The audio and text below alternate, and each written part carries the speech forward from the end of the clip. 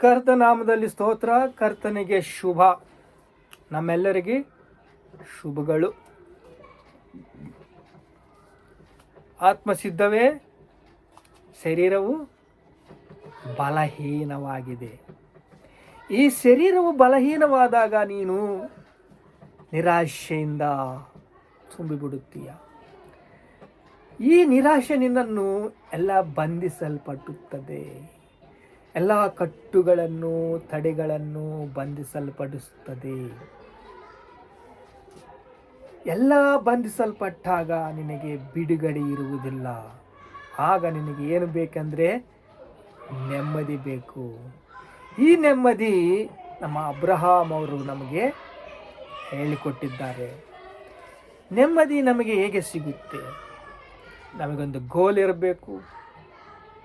ಈ ಗೋಲ್ ಮುಖಾಂತರ ನಾವು ಪ್ರಕಟಣೆ ಗ್ರಂಥ 1ನೇ ಅಧ್ಯಾಯ, 2ನೇ ಅಧ್ಯಾಯ, 3ನೇ ಅಧ್ಯಾಯದಲ್ಲಿ ನಮಗೆ ಹೇಳುವುದು, ಜಯಿಸು. ನೀನು ಜಯಿಸಿದರೆ ನಿನಗೆ ಕೃಪೆ ಸಿಗುತ್ತೆ. ನಾನು ನಿನ್ನ ಸಂಗಡ ಇದ್ದೇನೆ. ಯಾರೋ? ಯೇಸು ಸ್ವಾಮಿ ಹೇಳ್ತಾ ಇದ್ದಾರೆ, ನಾನು ನಿಮ್ಮ ಸಂಗಡ ಇದ್ದೇನೆ. ಹೌದು, ಯೇಸು ಸ್ವಾಮಿ ನಮ್ಮ ಸಂಗಡ ಇದ್ದಾರೆ. ನಾವು ಜಯಿಸಬೇಕಂದ್ರೆ ಏನು ಬೇಕು? ನಮಗೆ ಪ್ರಾಕಾರಗಳು ಬೇಕು. ಮನ ಸರಿಹದ್ದುಗಳು ವಿಶಾಲವಾಗಿರಬೇಕು. ದೇವರ ಪ್ರೀತಿ ನಮಗೆ ಬೇಕು. ದೇವರ ವಾಕ್ಯವು ನಮಗೆ ಬೇಕು. ದೇವರ ಕೃಪೆ ನಮಗೆ ಬೇಕು. ದೇವರ ದಯ ನಮಗೆ ಬೇಕು. ನಮ್ಮ ಸಂಗಡ ಯಾರಿರಬೇಕು? ಯೇಸು ಸ್ವಾಮಿ ನಮ್ಮ ಸಂಗಡ ಇರಬೇಕು. ನಾವು ಈ ಲೋಕದಲ್ಲಿ ಬಾನಿಸರು. ಯಾರು? ಬಾನಿಸರು, ಪಾಪಕ್ಕೆ ದಾಸರು. ಈಗ ಯೇಸು ರಕ್ತವು ಸಕಲ ಪಾಪಗಳಿಂದ ನಮ್ಮನ್ನು ಪವಿತ್ರಪಡಿಸಿ, ಪರಿಶುದ್ಧಪಡಿಸಿ ಏನು ಮಾಡಿದೆ ಅಂದರೆ ನಮ್ಮನ್ನು ಪವಿತ್ರಪಡಿಸಿದೆ.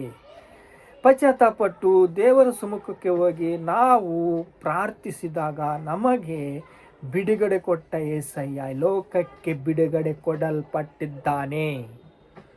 ಈ ಲೋಕವು ಬಿಡುಗಡೆ ಹೊಂದಬೇಕಂದ್ರೆ ನೀನು ಜಯಿಸಬೇಕು. ಶತ್ರು ಬಲದ ಮೇಲೆ ಎಲ್ಲ ಅಧಿಕಾರ ಕೊಟ್ಟಿದ್ದಾನೆ. ಇದನ್ನು ನೆನಪಿಗಿಟ್ಕೋಬೇಕು.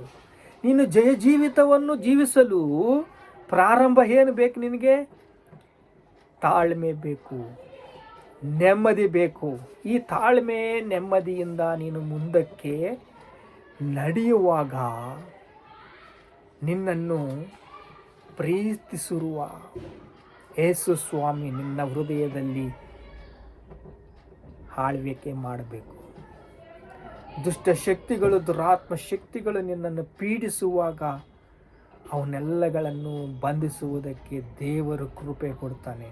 ಇಲ್ಲಿ ನೋಡ್ರಿ, ಲೂಕಾ ಸುವಾರ್ತ 10ನೇ ಅಧ್ಯಾಯ 20ನೇ ವಚನ ಓದ್ಕೊಂಡ್ರೆ, ದೆವ್ವಗಳು ಕೂಡ ನನಗೆ ಕಟ ಕಟ ಕಟ ಕಟ ಕಟ ನಡುಗ್ಬಿಡ್ತವೆ. ಶಿಷ್ಯರೆಲ್ಲ ಹೇಳ್ತಾ ಇದ್ದಾರೆ, ದೆವ್ವಗಳೆಲ್ಲ ನನಗೆ ನಡುಗ್ಬಿಡ್ತಾ ಇದ್ದಾವೆ. ನಾನು ಹೋಗಿ ಕೈ ಇಕ್ಕಿದರೆ ಸಾಕು, ಎಲ್ಲ ದೆವ್ವಗಳು ಪಾರಾಗ್ತಾ ಇದ್ದಾವೆ.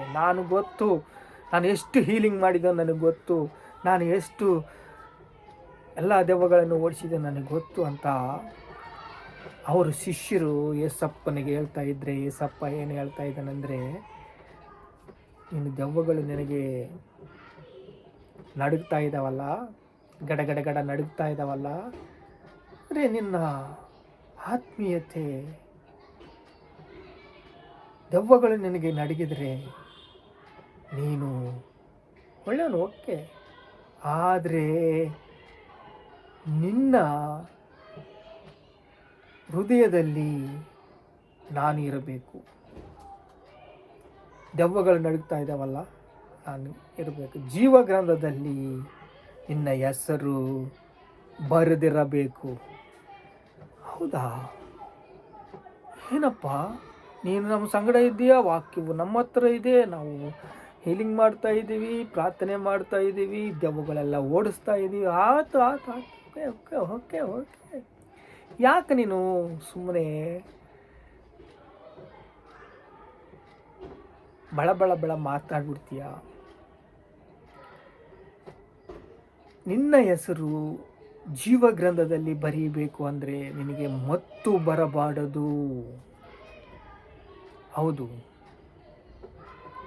ನಮ್ಮ ಹೆಸರು ಜೀವಗ್ರಂಥದಲ್ಲಿ ಬರೀಬೇಕು ಅಂದರೆ ನಮ್ಮ ಸಾಕ್ಷಿ ಕಾಪಾಡಿಕೊಳ್ಬೇಕು. ಅಬ್ರಹಾಮನು ನಮ್ಮ ಸಾಕ್ಷಿಯನ್ನು ಕಾಪಾಡಿಕೊಂಡಿದ್ದಾನೆ, ನೆಮ್ಮದಿಯಿಂದ ಇದ್ದಾನೆ. 100 ವರ್ಷ ಆದ ಮೇಲೆ ತನ್ನ ಮಗನು ಹುಟ್ಟಿದ್ದಾನೆ. ಆ ಮಗು ಹುಟ್ಟಿದ್ದಕ್ಕೆ ನಿನ್ನ ಮಗನು ಕೊಡ್ತೀಯ ಅಂದರೆ ಮಗನು ಕೊಡ್ತೀನಿ ಅಂತಂದಿದ್ದಾನೆ. ತನ್ನ ಮಗನನ್ನು ಕೊಟ್ಟಿದ್ದಾನೆ, ನಿರೂಪಿಸಿಕೊಂಡಿದ್ದಾನೆ, ಪರೀಕ್ಷೆಯಲ್ಲಿ ಗೆದ್ದಿದ್ದಾನೆ. ಜಯಿಸಬೇಕು. ಇವತ್ತು ಅಂಶವೇನು? ನಾವು ಜಯಿಸಬೇಕು. 1ನೇ ಅಧ್ಯಾಯ, 2ನೇ ಅಧ್ಯಾಯ, 3ನೇ ಅಧ್ಯಾಯ ಪ್ರಕಟಣೆ ಗ್ರಂಥಕ್ಕೆ ಹೋದರೆ ಜಯಿಸು. ನಿನಗೆ ವಿಷನ್ ಇದೆಯಾ? ವಿಷನ್ ಅಂದರೆ ದರ್ಶನ. ನಿನ್ನ ಕಿವಿಯಲ್ಲಿ ಜಯಿಸು.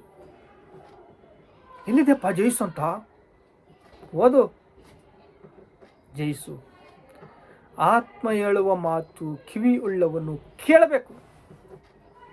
ಜಯಿಸು. ಅದು ವಿಷನ್. ಈ ವಿಷನ್ಗೆ ಮುಖ್ಯ ಲಕ್ಷಣವೇನೆಂದರೆ ದರ್ಶನ, ಅಭಿಷೇಕ. ಈಗ ಅಭಿಷೇಕ ಏನು ಹೇಳುತ್ತೆ ಅಂದರೆ ಎಲ್ಲ ಬೇಡಿಗಳನ್ನು ಮುರಿದು ಬಿಡ್ತೀನಿ, ಎಲ್ಲ ನೆಗೆಗಳನ್ನು ಮುರಿದು ಬಿಡ್ತೀನಿ ಅಂತ ಅಭಿಷೇಕದಿಂದ ಲೋಕದಲ್ಲಿರುವ ಎಲ್ಲ ನೆಗೆಗಳು ಮುರಿಯಲಿಕ್ಕೆ ಸಾಧ್ಯವಾಗಿದೆ. ಪೇತುರಣ್ಣ ಪ್ರಾರ್ಥನೆ ಮಾಡಿ ಪಂಚಶತ ದಿನದಿಂದಾಗ ಪವಿತ್ರಾತ್ಮನಿಂದ ತುಂಬಿದಾಗ ಎಲ್ಲರೂ ಕೂಡ ಪವಿತ್ರಾತ್ಮನಿಂದ ತುಂಬಿದಾಗ 3,000 ಮಂದಿ ರಕ್ಷಣೆ ಹೊಂದಿದ್ರು. ಓಕೆನಾ? ಆಮೇಲೆ ಮತ್ತೆ ಪ್ರಾರ್ಥನೆ ಮಾಡಿ ಮತ್ತೆ ಕೈ ಇಟ್ಟಾಗ, ಪ್ರಾರ್ಥನೆ ಮಾಡ್ತಾ ಇರುವಾಗ, ಸಭೆಯಲ್ಲಿ ವಾಕ್ಯವನ್ನು ಹೇಳ್ತಾ ಇರುವಾಗ 5,000 ಮಂದಿ ರಕ್ಷಣೆ ಹೊಂದಿದ್ದಾರೆ. ಓಕೆ?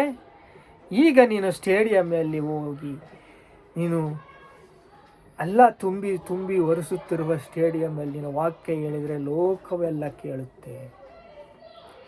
ಏಕೆಂದರೆ ಜಯಿಸಬೇಕು. ಜಯಿಸಿದವನಿಗೆ ಜನದ ಮೇಲೆ ಅಧಿಕಾರ ಕೊಡ್ತೀನಿ ಅಂತಂದು ಹೇಳಿದ್ದಾರೆ. ಜಯಿಸಬೇಕು ಅಂದರೆ ಏನು ಮಾಡಬೇಕಪ್ಪ? ಹೌದು, ಜಯಿಸಬೇಕು ಅಂದರೆ ಆತ್ಮ ಹೇಳುವ ಮಾತು ಕಿವಿ ಉಳ್ಳವನು ಕೇಳಲಿ.